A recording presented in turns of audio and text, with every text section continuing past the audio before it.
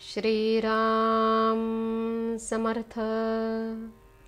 ब्रह्मानंदं परमसुखदं केवलं ज्ञानमूर्तिं द्वन्द्वातीतं गगनसदृशं तत्त्वमस्यादिलक्ष्यम् एकं नित्यं विमलमचलं सर्वधी साक्षिभूतं भावातीतं त्रिगुणरहितं सद्गुरुं तं नमामि.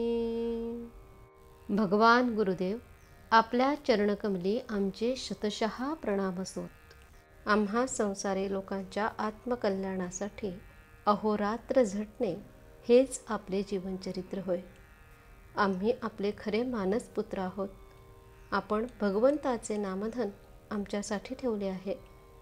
त्या नामात गोडी उत्पन्न व्हावी आणि आमचे मन नामात रंगून जावे, हीच आपल्या चरणी एकमेव प्रार्थना आहे. जय जय रघुवीर समर्थ. नाम घेण्याला काहीही आड येत नाही. आपण असे पाहू की नामात प्रेम येण्याकरता एक एक सत्कर्म करीत राहणे सुलभ, की ते नामच विचाराने सर्व संतांनी कळवळ्याने सांगितले आहे म्हणून जरो तर बळजबरीने सुद्धा घेत राहणे हे सुलभ. समजा एक यंत्र आहे, त्यात पुष्कळ चक्रे आहेत आणि ते यंत्र चालू करण्याचा हेतू धरला आहे.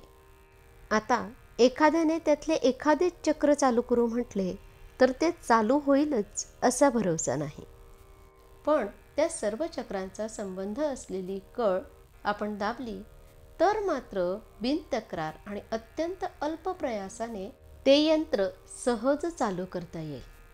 त्याप्रमाणे नाम ही कळ जर धरली तर सत्कर्मरूपी सर्व चक्रे एकदम फिरू लागून आपले काम निश्चितपणे आणि सुलभपणे होईल. म्हणून हमखास आणि सहज रीतीने काम व्हावे अशी ज्याची इच्छा असेल त्याने कशाही रीतीने का होईना नाम घ्यायला लागावे. नाम घ्यायचे एकदा पक्के ठरवले म्हणजे काहीही आड येत नाही. व्यवहारात आपण पाहतोच की एखादी गोष्ट समर्थनीय नसली तरी करायचा निश्चय केला की मनुष्य ती करतोच. मग नाम घेण्याचा जर निश्चय केला तर का नाही होणार? काहीही केले तरी शेवटी नामाशिवाय गत्यंतर नाही. तर मग ते घेण्यात विलंब किंवा चालढकल करण्यात काय अर्थ आहे?